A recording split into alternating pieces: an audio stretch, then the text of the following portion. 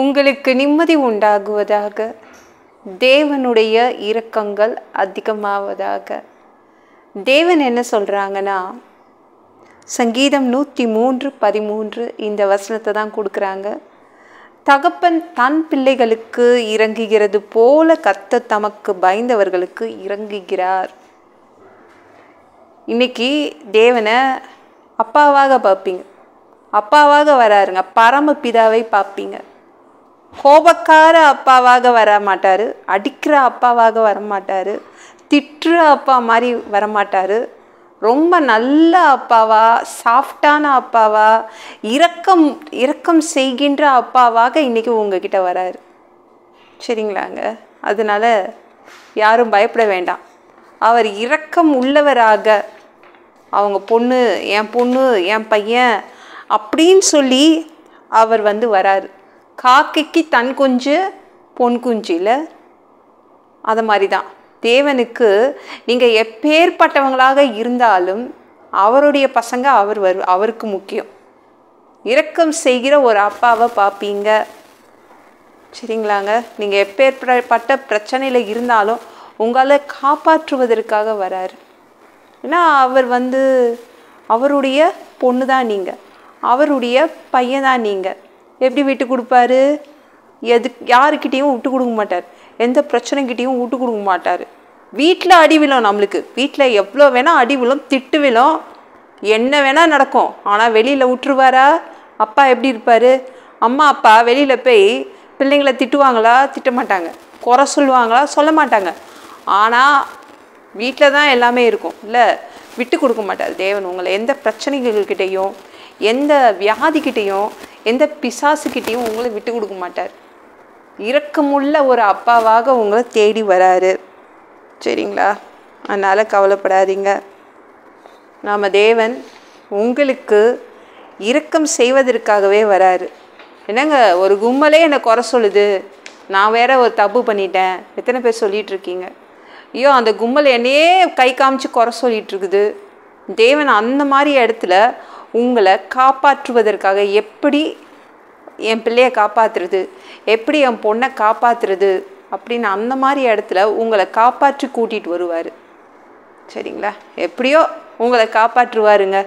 கவலைப்படாதீங்க. சரிங்களா? அதனால் நம்ம பயப்பட வேணாம்.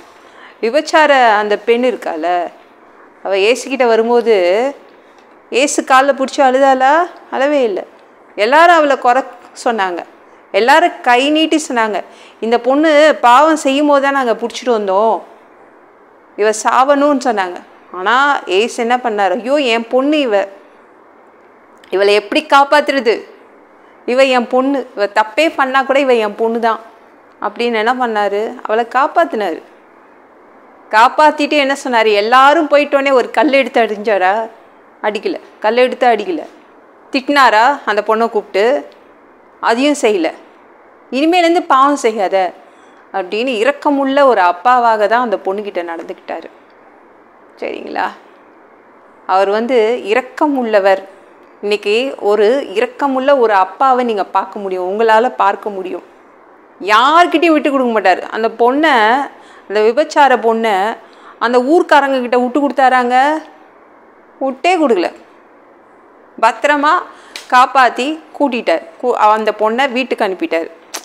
அதே மாதிரி தான் உங்களையும் இந்த பிரச்சனைகள் கிட்ட இருந்து, இந்த கடன் கிட்ட இருந்து, இந்த எல்லாம் மோசமான இடங்கள்லேருந்து உங்களை காப்பாற்றுவார். அதனால் நீங்கள் கவலைப்படாதீங்க. இரக்கமுள்ள ஒரு அப்பாவாக உங்களை தேடி வராரு. சரிங்களா? அதனால் கவலைப்படாதீங்க. பெதஸ்தா குளத்தில் கூட 38 வருஷம் அவன் வீட்லேயே இல்லையே சொல்லிட்டு வீட்டுக்கு போன்னு அவனை அனுப்பி விட்டார்.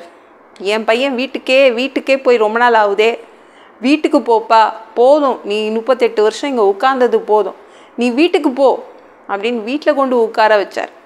இரக்கமுள்ள அப்பாவாக அவனை தேடி வந்தார். உங்களையும் இரக்கமுள்ள அப்பாவாக உங்களை தேடி வந்திருக்கார். சரிங்களா? அப்படியே இரக்கம் செய்வார். எங்கேயும் விட்டு கொடுக்க மாட்டாருங்க. கவலைப்படாதீங்க. தைரியமாக அவங்க வேலையை செய்யுங்க. இன்றைக்கி இந்த வீடியோ பிடிச்சிருந்துச்சுன்னா மற்றவங்களுக்கும் ஷேர் பண்ண மறக்காதீங்க. கர்த்தர் தாமே உங்களை ஆசீர்வதிப்பாராக.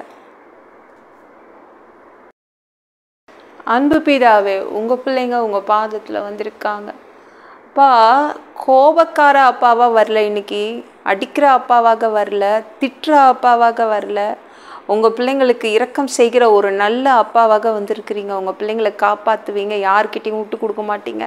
எல்லாம் பொல்லாத பிசாசுகள், ஏவல்கள், மந்திரங்கள், தற்கொலை ஆவிகள், பயத்தின் ஆவிகள், பலவீனப்படுத்துகின்ற ஆவிகள் எல்லாம் இயேசு என்ற பெயரினை கொண்டு துரத்துகிறேன். ஓடிப்போ. உங்கள் பிள்ளைங்களை இரத்த கோட்டிக்குள் மறைச்சிக்கோங்க. சுத்த ஆவியால் நிரப்புங்க. ஞானஸ்நானம் எடுக்கணும். ரட்சிப்பீராக. இயேசுவின் காயப்பட்ட தழும்புகளால் எல்லா வியாதிகளும், எல்லா பலவீனங்களும், கேன்சர் போன்ற வியாதிகளும், மரணப்படுக்கைகளும் சரியாகுவதாக. மனிதனாக பிறந்தா ஜீவ புஸ்தகத்தில் பேர் இருக்கணும். அந்த பேர் இல்லைன்னா எங்களே பிடிச்சி நரகத்தில் தள்ளிடுவீங்க. அப்பா, அங்கெல்லாம் தள்ளாதீங்க. தீ எரிகிற இடத்துல எங்களால் வாழ முடியாதுப்பா. பரலோகத்துக்கு போகிறதுக்கு நாங்கள் ஆசைப்படுறோம்ப்பா. அங்கே அனுப்புங்க ப்ளீஸ்ப்பா. அடித்து உதச்சி திருத்தி எங்களை பரலோகத்துக்கு அனுப்புங்க ப்ளீஸ்ப்பா. கழுவப்படாத பாவங்களை நல்லா கழுவி எங்களை பரலோகத்துக்கு அனுப்புங்கப்பா. நன்றி அப்பா. சாமி, 2வது தடவை கூட இந்த பூமிக்கு வருவீங்க. ஒரு நொடி தான் இருப்பீங்க. அந்த டைமு எங்களுக்கு உங்களுக்கு ஒப்பான ஒரு உடம்பு கொடுப்பீங்க. அதை பெற்றுக்கொண்டு ஏஞ்சல்ஸ் மாதிரி பறந்து உங்களை பார்க்க வருவோம். அந்த தருணத்தை நாங்கள் ஆண்டவரே இழந்துடக்கூடாது. ப்ளீஸ்ப்பா. பரிசுத்தமாக வச்சுக்கோங்கப்பா. பரிசுத்தமாக வாழ்கிறது மனிதர்களால் முடியாதுப்பா. எங்களுக்கு உதவி செய்யுங்க பரிசுத்தமாக வாழ்கிறதுக்கு. அந்த பிசாசு நடத்தும் 7 வருட ஆட்சியிலலாம் எங்களை விட்டுட்டு போயிடாதீங்க. அந்தி கிறிஸ்து ஆட்சியில் விட்டுட்டு போயிடாதீங்க. 1000 வருடம் இந்த பூமியை ஆட்சி செய்ய 3வது தடவை வருவீங்கள்ல.